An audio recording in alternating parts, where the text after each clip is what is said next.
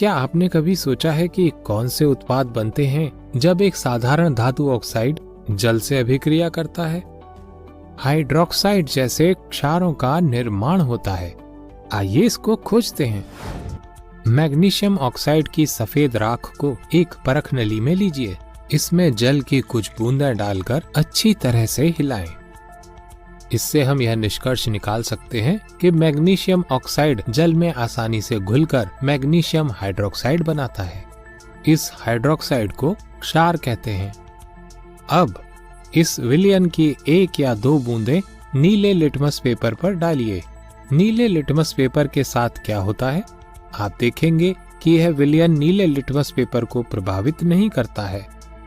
अब इस विलयन की 1 या 2 बूंदें लाल लिटमस पेपर पर डालिए। आप देखेंगे कि लाल लिटमस पेपर नीला हो जाता है।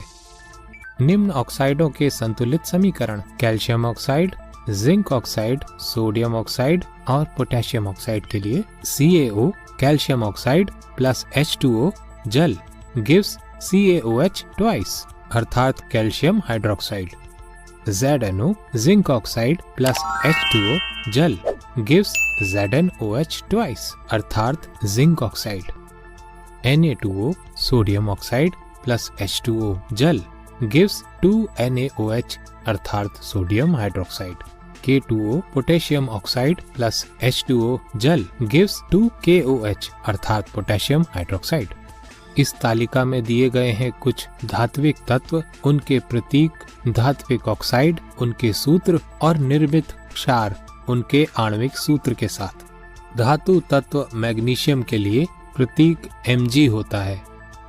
निर्मित क्षार मैग्नीशियम हाइड्रोक्साइड है और इसका सूत्र MgOH2 है।